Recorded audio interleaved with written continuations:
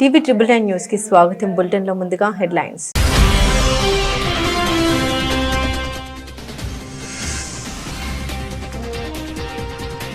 ఢిల్లీలోని సంవిధాన్ సదన్లో ఘనంగా రాజ్యాంగ దినోత్సవ వేడుకలు। హాజరైన భారత రాజ్యాంగానికి నివాళులర్పించిన రాష్ట్రపతి ముర్ము।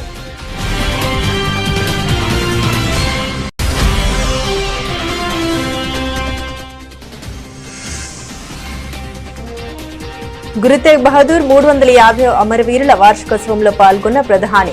స్మారక నాణ్యం తపాలా బిళ్లను విడుదల చేసిన మోదీ।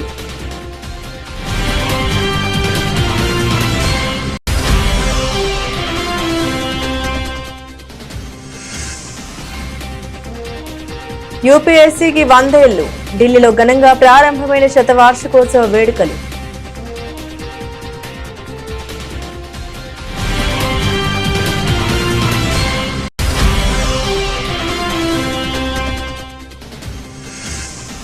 కర్ణాటక కాంగ్రెస్ లో కీలక పరిణామం।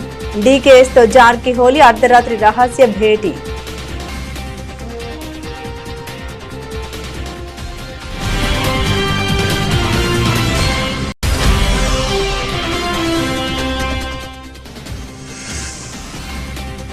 హైదరాబాద్ లో సఫ్రాన్ కొత్త సెంటర్ వర్చువల్ గా ప్రారంభించిన ప్రధాని నరేంద్ర మోదీ, పాల్గొన్న CM Revanth Reddy.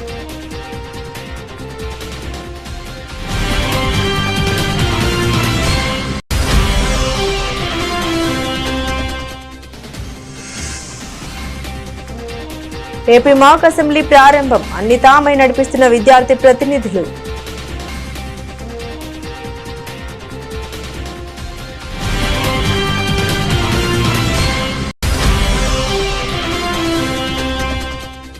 Kakatiya mega textile పార్కును సందర్శించిన బీఆర్ఎస్ వర్కింగ్ ప్రెసిడెంట్ కేటీఆర్।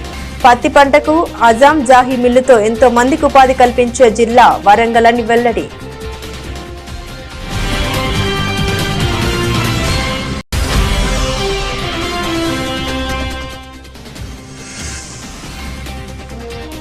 అరటి రైతులకు వైఎస్ జగన్ పరామర్శ। నష్టపోయిన అరటి తోటలను పరిశీలించి అక్కడి రైతులతో మాట్లాడిన మాజీ సీఎం।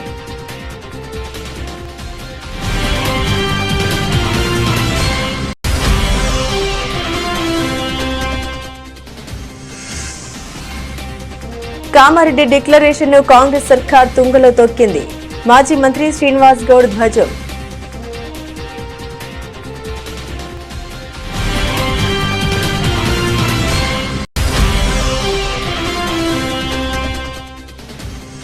ఆ దిశలోనే కన్ఫెషన్ స్టేట్మెంట్స్, కాన్స్పిరసీ థియరీ, ఇదే సీఎం చంద్రబాబు, ఏడాదిన్నర దారుణ పరిపాలన అంటూ సజ్జల రామకృష్ణారెడ్డి ఫైర్।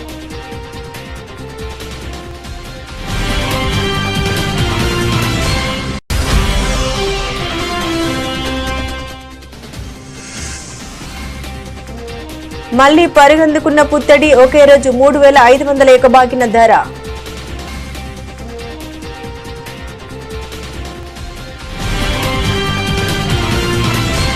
ఢిల్లీలోని సంవిధాన్ సదన్లో రాజ్యాంగ దినోత్సవ వేడుకలు ఘనంగా జరిగాయి। ఈ వేడుకలకు రాష్ట్రపతి ద్రౌపది ముర్ము, ఉపరాష్ట్రపతి సిపి రాధాకృష్ణన్, ప్రధానమంత్రి నరేంద్ర మోదీ, లోక్సభ స్పీకర్ ఓం బిర్లా, ప్రతిపక్ష నాయకుడు రాహుల్ గాంధీ మరియు ఇతర ప్రముఖులు హాజరయ్యారు। అనంతరం ప్రవేశకం చదివి న్యాయం, స్వేచ్ఛ, సమానత్వం మరియు సోదర భావం విలువల పట్ల తమ అంకిత భావాన్ని పునరుద్ఘాటించారు। ఈ సందర్భంగా రాష్ట్రపతి ద్రౌపది ముర్ము మాట్లాడారు। రాజ్యాంగ దినోత్సవం యొక్క చారిత్రాత్మక సందర్భంగా మీ అందరితో కలిసి ఉండడం తనకు చాలా ఆనందంగా ఉందని తెలిపారు। संविधान दिवस के ऐतिहासिक अवसर पर आप सबके बीच आकर मुझे हार्दिक प्रसन्नता हो रही है। आज ही के दिन 24 नवंबर 1949 को संविधान सदन के इसी के केंद्रीय कक्ष में संविधान सभा के सदस्यों ने भारत के संविधान के निर्माण का कार्य संपन्न किया था। आज ही के दिन उस वर्ष हम भारत के लोगों ने अपने संविधान को अपनाया था। स्वाधीनता के बाद संविधान सभा ने भारत की अंतरिम संसद के रूप में भी कर्तव्य निर्वहन किया। प्रारूप समिति के अध्यक्ष बाबा साहेब डॉक्टर भीमराव अंबेडकर हमारे संविधान के प्रमुख निर्माताओं में से थे। बाबा साहेब की 125वीं जयंती के वर्ष में यानी सन 2015 में 24 नवंबर को प्रतिवर्ष संविधान दिवस के रूप में मनाने का निर्णय लिया गया और निर्णय अत्यंत सार्थक सिद्ध हुआ है। आज के दिन पूरा देश भारतीय लोकतंत्र के आधार हमारे संविधान के प्रति तथा उसके निर्माताओं के प्रति आदर व्यक्त करता है। हम भारत के लोग अपने संविधान के प्रति व्यक्तिगत और सामूहिक स्तर पर आस्था व्यक्त करते हैं। अनेक योजनाओं के माध्यम से देशवासियों को, विशेषकर युवा वर्गों को संवैधानिक आदर्शों से अवगत कराया जाता है। संविधान दिवस से मनाने की परंपरा का शुभारंभ करने और उसे निरंतरता प्रदान करने की जितना भी प्रशंसा की जाए और कम। సిక్కుల 9వ గురువు తేగ్ బహదూర్ కు ప్రధానమంత్రి నరేంద్ర మోదీ ఘన నివాళులర్పించారు. సత్యం, ధర్మం, విశ్వాసాలకు ఆయన ప్రతిరూపమని అభివర్ణించారు. గురు తేగ్ బహదూర్ 350వ అమరవీరుల వార్షికోత్సవంలో ప్రధాని పాల్గొన్నారు. గురు తేగ్ బహదూర్ స్మారక నాణ్యం, తపాలా బిళ్లను విడుదల చేశారు. సత్యం, ధర్మం పరిరక్షణకు కృష్ణ భగవానుడు నిలిచిన గడ్డ ఇది. గురు తేగ్ బహదూర్ సైతం సత్యం, ధర్మ, మత విశ్వాసాల పరిరక్షకులుగా నిలిచారు. ఈ చారిత్రక సందర్భాన్ని పురస్కరించుకుని గురు తేగ్ బహదూర్ స్మారక తపాలా బిళ్ల నాణ్యం విడుదల చేస్తున్నందుకు భారత ప్రభుత్వం గర్విస్తుంది. గురు సాంప్రదాయాన్ని ఇదే విధంగా కొనసాగించాలని అభిలాషిస్తున్నామని మోదీ అన్నారు.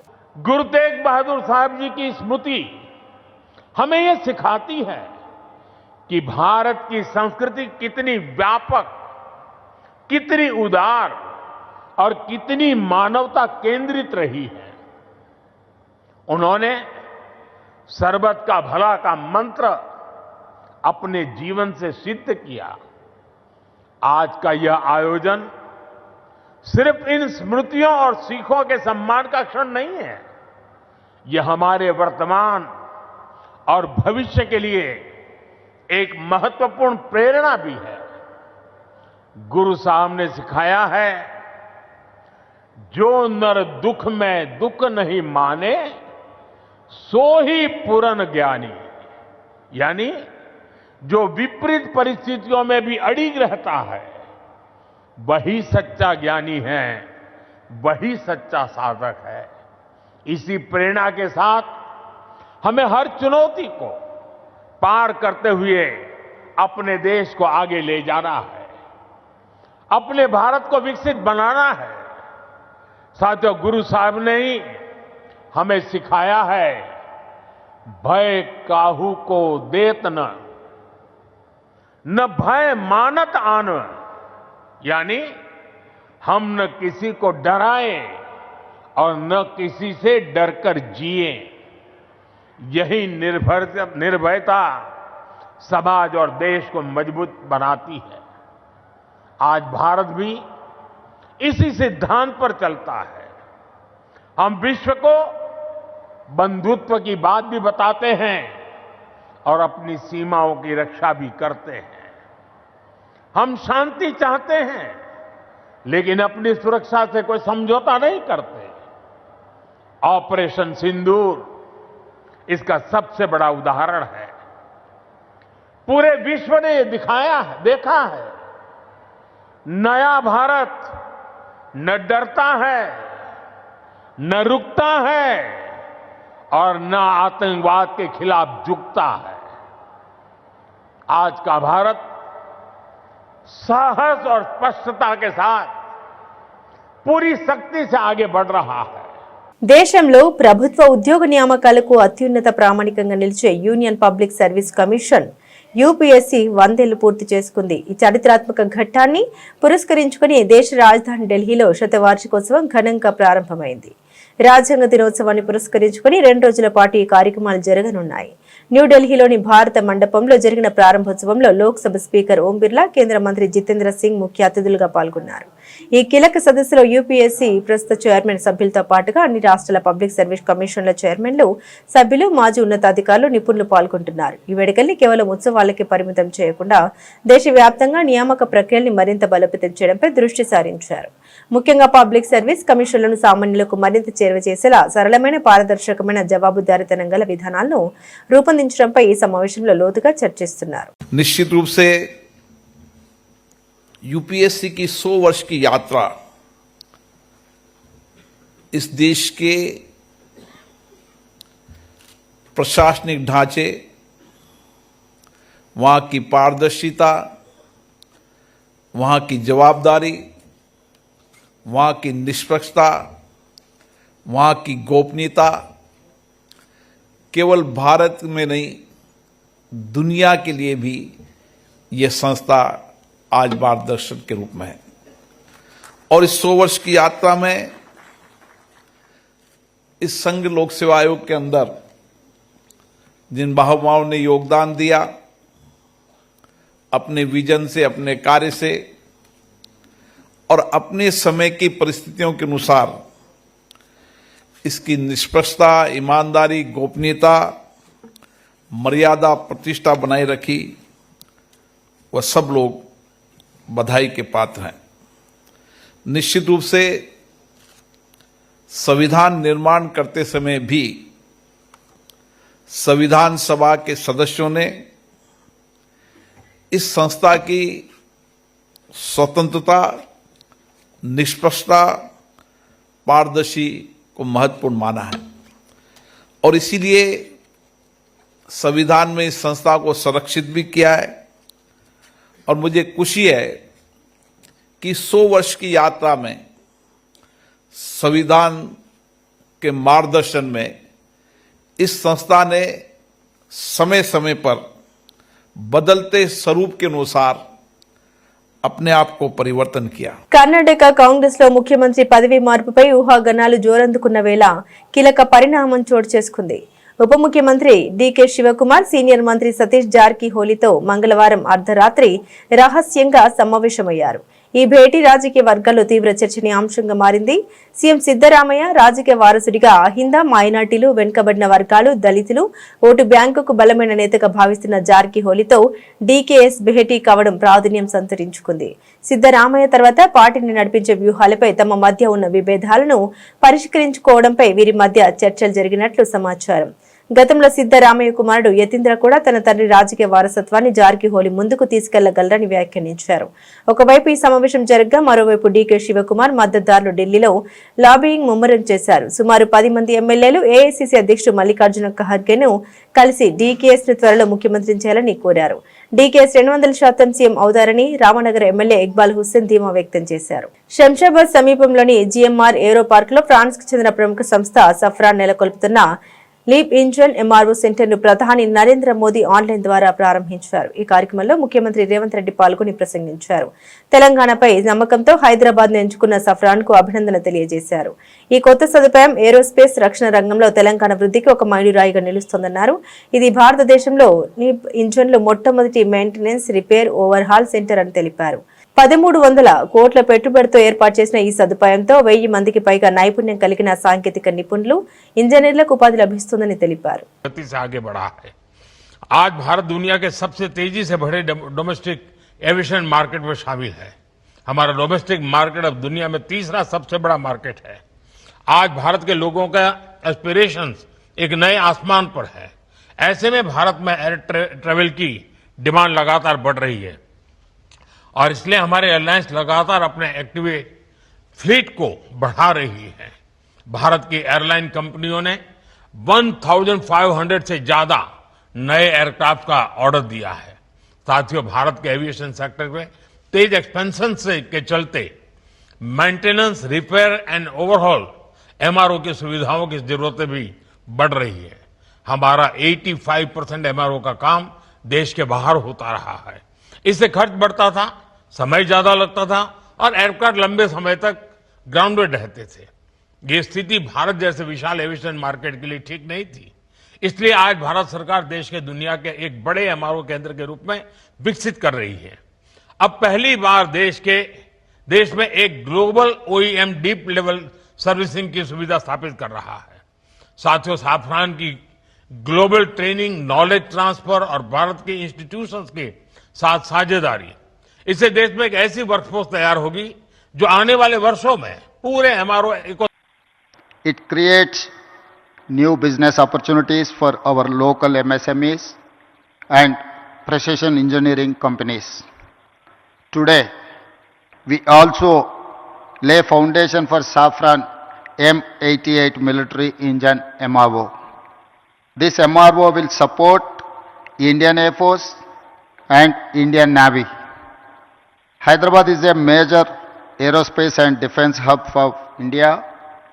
We have more than 25 major global companies and over 1,500 MSMEs. Our progressive industrial policy, our MSME policy is ranked amongst the best in the country. Our world-class infrastructure and dedicated aerospace parks and SEZs have attracted several mega investments from leading global companies. We are now top choice for highly complex precision engineering projects. Hyderabad is chosen by like of Safran, Boeing, Airbus, Tata, Bharat Forge and others for manufacturing and research and development. Hyderabad is one of the leading MRO and aero engine hubs in India. Assembly సమావేశాలపై విద్యార్థులకు అవగాహన కల్పించేందుకు గాను AP ప్రభుత్వం మాక్ assembly నిర్వహించాలని నిర్ణయించింది. రాజ్యాంగ దినోత్సవాన్ని పురస్కరించుకుని మాక్ అసెంబ్లీ నిర్వహిస్తున్నారు. ఈ రోజు ఉదయం విద్యార్థుల మాక్ అసెంబ్లీ ప్రారంభమైంది. 175 నియోజకవర్గాలకు చెందిన విద్యార్థులు మాక్ అసెంబ్లీలో పాల్గొన్నారు. ఈ మాక్ అసెంబ్లీలో విద్యార్థి ప్రతినిధులు అన్ని తామే నడిపిస్తున్నారు. ఈ కార్యక్రమంలో సీఎం చంద్రబాబు, శాసనసభ స్పీకర్ అయ్యన్న పాత్రుడు, ప్రభుత్వ ప్రధాన కార్యదర్శి విజయానంద్, శాసనసభ సెక్రటరీ జనరల్ ప్రసన్న కుమార్ పాల్గొన్నారు. అంతకుముందు విద్యార్థులచే నిర్వహించిన నమూనా అసెంబ్లీ కార్యక్రమాన్ని తిలకించారు. వరంగల్ జిల్లా అంటేనే పత్తి పంటకు, అజంజాహి మిల్లుతో ఎంతో మందికి ఉపాధి కల్పించే జిల్లా అని మాజీ మంత్రి బీఆర్ఎస్ వర్కింగ్ ప్రెసిడెంట్ కె తారక రామారావు అన్నారు. కాకతీయ మెగా టెక్స్టైల్ పార్కును సందర్శించిన అనంతరం ఆయన మీడియాతో మాట్లాడారు. అలాంటి జిల్లా ఉమ్మడి ఆంధ్రప్రదేశ్ రాష్ట్రంలో పూర్వ వైభవాన్ని కోల్పోయి నేతన్నలు వలస వెళ్లాల్సిన దుస్థితి వచ్చిందని, అలాంటి వరంగల్ జిల్లాకు తిరిగి తన పూర్వ వైభవం రావాలని భారతదేశంలోనే అతిపెద్ద టెక్స్టైల్ పార్కును కేసీఆర్ హయాంలో ఏర్పాటు చేశామని కేటీఆర్ గుర్తు చేశారు. వరంగల్ జిల్లా అంటేనే, ఓరుగల్లు జిల్లా అంటేనే ఆజంజాహి మిల్లుకు, అట్లాగే ఇక్కడ పండే బ్రహ్మాండమైన పత్తికి ఒక ఉపాధి కల్పించి ఈ జిల్లానే కాదు చుట్టుపక్కల జిల్లాల్లో ఉండే నేతన్నలకు కూడా ఆలంబనగా నిలిచిన జిల్లా వరంగల్ జిల్లా. అట్లాంటి వరంగల్ ఉమ్మడి ఆంధ్రప్రదేశ్లో ఆనాడు తన పూర్వ వైభవాన్ని కోల్పోయి ఇక్కడ ఉండే నేతన్నలు వలసపోయి సూరత్కి, షోలాపూర్కు, భివాండికి వలసపోయే పరిస్థితి ఉమ్మడి ఆంధ్రప్రదేశ్లో వచ్చింది. ఆ పరిస్థితి మారడమే కాదు, మొత్తం వరంగల్ కూడా ఒక సూరత్ లాగా, తమిళనాడులోని ఒక తిరుపూర్ లాగా టెక్స్టైల్ హబ్ కావాలి, తిరిగి పూర్వ వైభవం వరంగల్కు రావాలనే ఉద్దేశంతో ఫార్మ్ టు ఫ్యాషన్ అంటే farm to fabric, farm to fashion అంటే ఇక్కడ నల్లరేగడి నీళ్లలో పండే తెల్ల బంగారం పత్తిని లాభసాటిగా మారిస్తే రైతన్నకు లాభమైతుంది, ఫామ్ లో పనిచేసే రైతుకు లాభమైతుంది. దాంతోపాటు ఇక్కడ మరి ఉండే మహిళలు ఎవరైతే ఈ ఫ్యాషన్ ఇండస్ట్రీలో, ఫ్యాబ్రిక్ ఇండస్ట్రీలో పనిచేస్తే వారికి కూడా ఉపాధి దొరుకుతుందనే ఉద్దేశంతో భారతదేశంలోనే అతి పెద్ద టెక్స్టైల్ పార్కు ఏర్పాటు చేసింది ఆనాటి కేసీఆర్ గారి ప్రభుత్వం. సరిగ్గా 8 ఏళ్ల కిందట 2017 అక్టోబర్ 22 నాడు పెద్దలు కేసీఆర్ గారు ఇదే ప్రాంగణంలో ఆనాడు కాకతీయ మెగా టెక్స్టైల్ పార్కుకు శంకుస్థాపన చేయడం జరిగింది. సరే, మధ్యలో కరోనా రావడం వల్ల 2 ఏళ్లు కొంత ఇబ్బంది అయినా చివరికి ఈరోజు ఇక్కడికి వచ్చి చూస్తే కైటెక్స్ లాంటి పరిశ్రమ, యంగ్ వన్ లాంటి పరిశ్రమ, గణేష లాంటి పరిశ్రమ ఇవాళ దాదాపుగా 25-30 వేల మందికి ఈ కాకతీయ మెగా టెక్స్టైల్ పార్కు నుంచి ప్రత్యక్ష ఉపాధి అవకాశాలు కల్పించే స్థాయికి చేరుకోబోతా ఉండడం నిజంగా కూడా చాలా సంతోషదాయకం. మాజీ ముఖ్యమంత్రి వైఎస్ఆర్సీపీ అధినేత వైఎస్ జగన్ పులివెందుల పర్యటనలో భాగంగా బ్రాహ్మణపల్లె గ్రామ సమీపంలోని అరటి తోటల వద్దకు చేరుకుని నష్టపోయిన అరటి తోటల్ని పరిశీలించి అక్కడ రైతులతో మాట్లాడారు. అనంతరం వైఎస్ జగన్ మీడియాతో మాట్లాడారు. రైతులు ఎరువులు కూడా బ్లాక్ లో కొనుక్కునే పరిస్థితి సీఎం చంద్రబాబు కూటమి ప్రభుత్వం తీసుకొచ్చారని మండిపడ్డారు. ఇటువంటి విపత్కర పరిస్థితులు ఏదైనా వచ్చినప్పుడు, కరువులు వచ్చినా, వరదలు వచ్చినా, ఇంకొకటి వచ్చినా ఒకవైపున ఇన్పుట్ సబ్సిడీ ఇవ్వాల్సింది ఎగరగొడతా ఉన్నారు. సీజన్ ముగిసేలోగానే ఇవ్వాల్సిన ఇన్పుట్ సబ్సిడీని ఎగరగొడతా ఉన్నారు. రెండోది, రైతులకు హక్కుగా ఉచిత పంటల బీమా అన్నది రైతులకు ఒక హక్కుగా వైఎస్ఆర్సీపీ ప్రభుత్వ హయాంలో కల్పించిన హక్కును చంద్రబాబు నాయుడు గారు ముఖ్యమంత్రి అయిన తర్వాత ఆ హక్కును కాలరాశాడు. 84 లక్షల మంది రైతులు వైఎస్ఆర్సీపీ ప్రభుత్వ హయాంలో ఆర్బీకేల పరిధిలో ఈ క్రాప్ చేసి, ఈ క్రాప్ అంటే రైతును పొలంలో నిలబెడతారు. వేసిన పంట మధ్యలో ఆ పొలంలో రైతు నిల్చొని ఫోటో తీసి జియో ట్యాగింగ్ చేసి దాన్ని ఈ క్రాప్ అని అంటారు. అలా ఈ క్రాప్ చేసి ఆర్బీకేకి అనుసంధానం చేసి మొత్తంగా దాదాపుగా 84 లక్షల మంది రైతులు ఉచిత పంటల బీమా సౌకర్యం గతంలో కలిగిన పరిస్థితి. రాష్ట్ర ప్రభుత్వమే రైతుల తరఫున ఉచిత పంటల బీమా కట్టి రైతులకు ఒక హక్కుగా ఇచ్చేది. అలా కట్టడం వల్ల రైతులకు 5 సంవత్సరాలలో దాదాపుగా 7,400 కోట్ల రూపాయలు ఉచిత పంటల బీమా ద్వారా రైతులకు మేలు జరిగిన పరిస్థితులు గతంలో వైఎస్ఆర్సీపీ ప్రభుత్వం. అలాంటి ఉచిత పంటల బీమాను చంద్రబాబు నాయుడు గారు తీసేసినాడు, రద్దు చేసేసినాడు. ఈరోజు రాష్ట్రంలో పరిస్థితి కేవలం 84 లక్షల మంది రైతులు ఉంటే కేవలం 18 లక్షల మంది రైతులు మాత్రమే పంటల బీమా చేసుకున్న పరిస్థితులు. అది కూడా ఆ 18 లక్షలు బ్యాంకు రుణాల కోసం పొందడానికి బ్యాంకుల దగ్గరికి వెళ్ళినప్పుడు, బ్యాంకులు రుణాలు మంజూరు చేసినప్పుడు ఖచ్చితంగా ఇన్సూరెన్స్ డబ్బులు కట్ చేసుకుని వాళ్ళు బ్యాలెన్స్ డబ్బులే రుణాలుగా ఇస్తున్న పరిస్థితులు. కాబట్టి ఆ 18 లక్షల మందికైనా కానీ కనీసం ఆ మేరకైనా ఇన్సూరెన్స్ అయింది. మిగిలిన వాళ్ళ పరిస్థితి ఏమిటి? 84 లక్షల మంది రైతుల్లో కేవలం 18 లక్షల మంది రైతులు మాత్రమే ఇన్సూరెన్స్ పరిధిలోకి వస్తూ ఉన్నారంటే మిగిలిన వారి పరిస్థితి ఏమిటి? విపత్కర పరిస్థితులు వచ్చినప్పుడు రైతును ఆదుకునే నాతుడే కరువైన పరిస్థితిలో ఈరోజు రాష్ట్రం కనిపిస్తూ ఉంది. ఇన్పుట్ సబ్సిడీ గాలికి ఎగిరిపోయింది. హక్కుగా రావాల్సిన ఇన్సూరెన్స్ రాకుండా పోయింది. మరోవైపున చూస్తే చంద్రబాబు నాయుడు గారు పుణ్యాన చంద్రబాబు నాయుడు గారి హయాంలో పెట్టుబడి ఖర్చులు తారాస్థాయికి పెరిగాయి.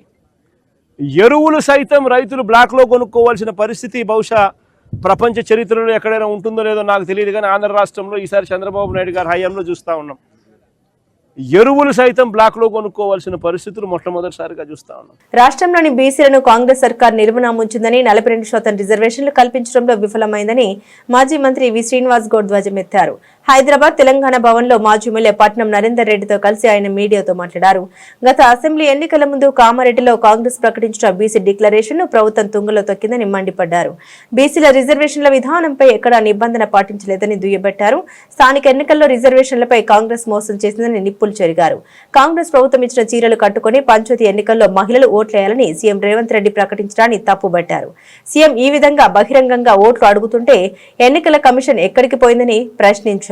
అంత బహిరంగంగా ఎలక్షన్ల ముందు ఇస్తూ, ఎలక్షన్ల ముందు లింక్ చేస్తూ, ఎలక్షన్ల ఓటు వేసేటప్పుడు ఈ చీర చూసుకొని ఓటేయండి అని అంటున్నప్పుడు ఎలక్షన్ కమిషన్ దేశంలో రాష్ట్రంలో ఉందా లేదా?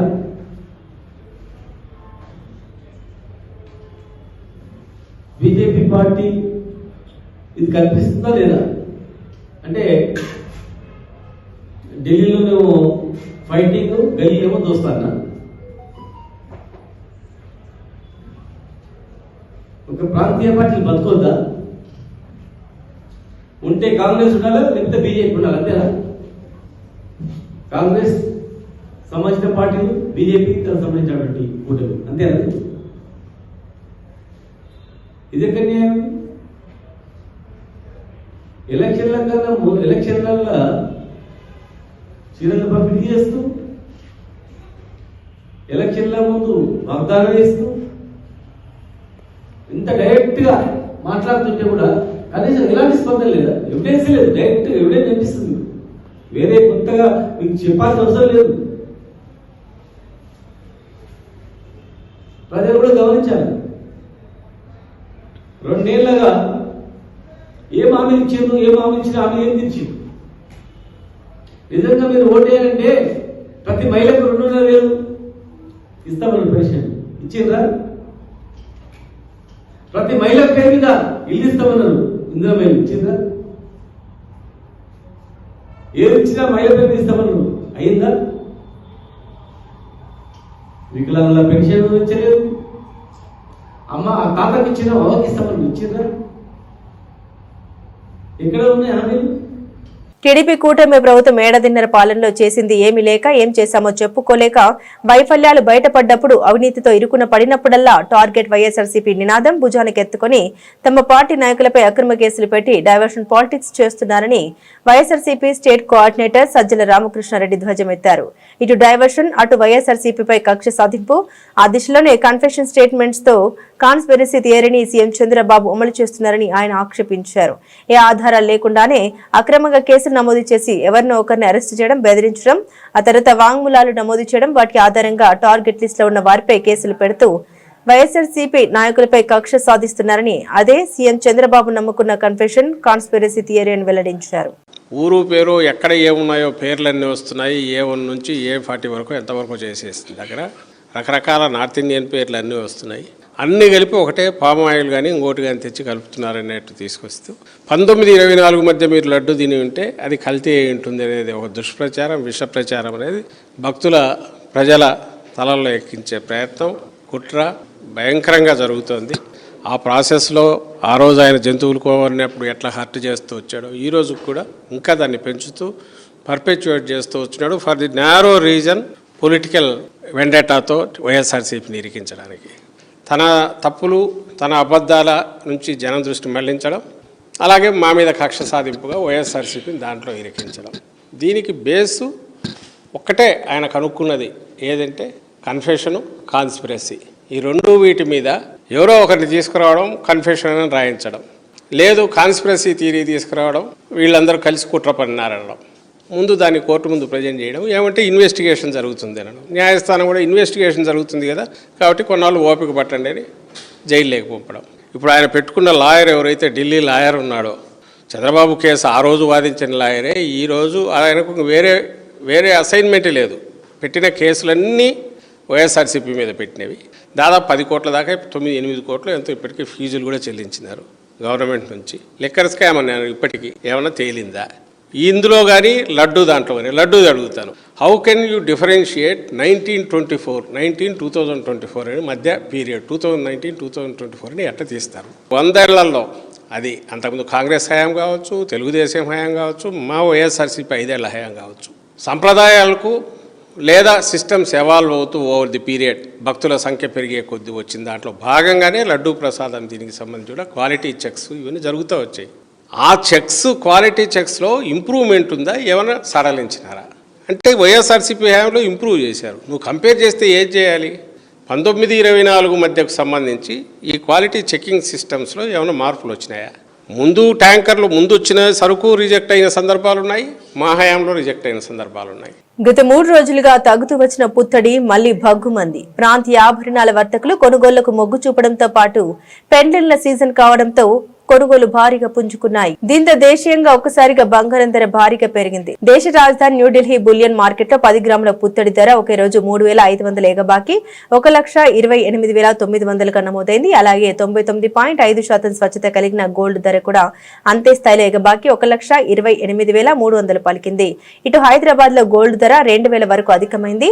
24 క్యారెట్ల కలిగిన 10 గ్రాముల ధర 1,910 అందుకొని 1,27,040కి చేరుకోగా 22 క్యారెట్ల ధర 1,750 ఎగబాకి 1,16,450కి చేరుకుంది. డాలర్ బలహీనపడడంతో పెట్టుబడిదారులు తమ ఇన్వెస్ట్మెంట్లను సురక్షితమైన పుత్తడి వైపు మళ్లించడం, అమెరికా ఫెడరల్ రిజర్వ్ ఇప్పట్లో వడ్డీ రేట్లను తగ్గించే అవకాశాలు కూడా లేకపోవడం కూడా ధరలు పెరగడానికి ప్రధాన కారణాలని HDFC security senior analyst Saumil Gandhi తెలిపారు. అంతర్జాతీయ మార్కెట్లో అతి విలువైన లోహాల ధరలు తగ్గుముఖం పట్టినప్పటికీ దేశీయంగా పెరగడం విశేషం. ఔన్స్ గోల్డ్ ధర $4,131 పలకగా వెండి $51.15 నమోదైంది. హీరో శ్రీకాంత్ తనయుడు రోషన్ ప్రధాన పాత్రలో నటిస్తున్న తాజా చిత్రం ఛాంపియన్. ఈ సినిమాకు ప్రదీప్ అద్వైత్ దర్శకత్వం వహిస్తుండగా Swapna cinemas, Zee studios, Anandi arts creations concept బ్యానర్లు ఈ సినిమాను సంయుక్తంగా నిర్మిస్తున్నాయి. ప్రస్తుతం షూటింగ్ జరుపుకుంటున్న ఈ చిత్రం క్రిస్మస్ కానుకగా డిసెంబర్ 25న ప్రేక్షకుల ముందుకు రాబోతుంది. ఈ సందర్భంగా మూవీ నుండి ఇప్పటికే టీజర్ ని విడుదల చేసిన మేకర్స్ తాజాగా ఫస్ట్ సింగిల్ ను వదిలారు. గిరగిరా గిరగింగి రాగిరే అంటూ పాట రాగా కాసల శ్యామ్ సాహిత్యాన్ని అందించారు. రామ్ మిర్యాల పాడగా మికీ జే మేయర్ సంగీతాన్ని అందించబోతున్నారు. ఈ చిత్రంలో రోషన్ ఫుట్బాల్ ఆటగాడిగా కనిపించబోతున్నాడు. మలయాళ యంగ్ బ్యూటీ అనస్వర రాజన్ కథానాయికగా నటిస్తోంది. బులెటిన్ ముగించే ముందు హెడ్లైన్స్ మరోసారి.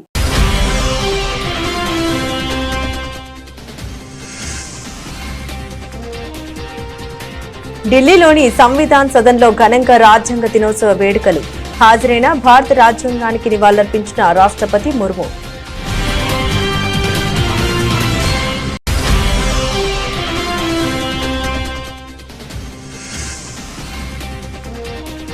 గురు తేగ్ బహదూర్ 350వ అమరవీరుల వార్షికోత్సవంలో పాల్గొన్న ప్రధాని. స్మారక నాణ్యం తపాలా బిళ్లను విడుదల చేసిన మోదీ.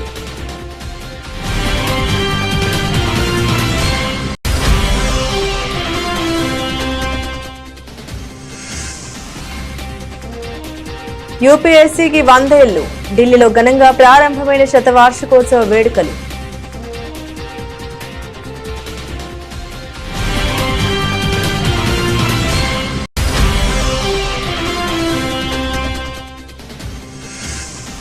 కర్ణాటక కాంగ్రెస్ లో కీలక పరిణామం. డీకేఎస్ తో జార్కిహోలీ అర్ధరాత్రి రహస్య భేటీ.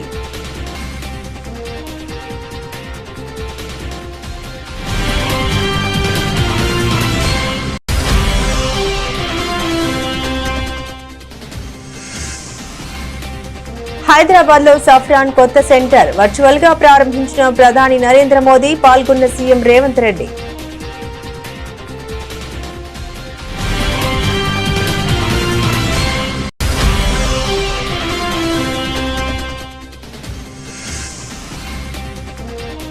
ఏపీ మాక్ అసెంబ్లీ ప్రారంభం. అన్ని తామై నడిపిస్తున్న విద్యార్థి ప్రతినిధులు.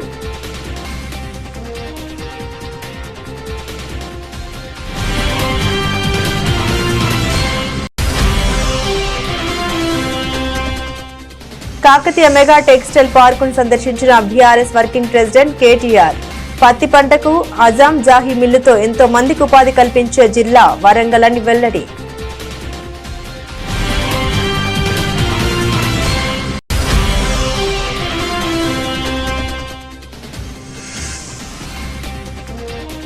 అరటి రైతులకు వైఎస్ జగన్ పరామర్శ. నష్టపోయిన అరటి తోటలను పరిశీలించి అక్కడి రైతులతో మాట్లాడిన మాజీ సీఎం.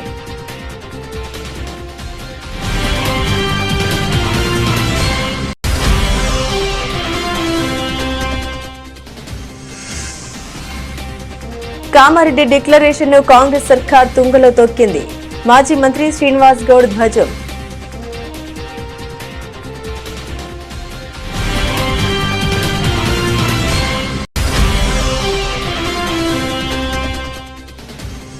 ఆ దిశలోనే కన్ఫెషన్ స్టేట్మెంట్స్. కాన్స్పిరసీ థియరీ ఇదే సీఎం చంద్రబాబు, ఏడాదిన్నర దారుణ పరిపాలన అంటూ సజ్జల రామకృష్ణారెడ్డి ఫైర్.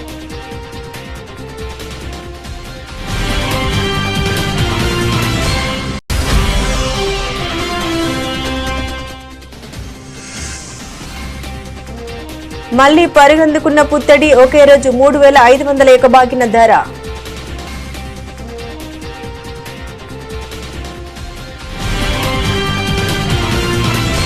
ఇవి ఈ బులెటిన్ లోని విశేషాలు. తిరిగి మరో బులెటిన్ తో మళ్ళీ కలుసుకుందాం. అంతవరకు సెలవు. నమస్కారం.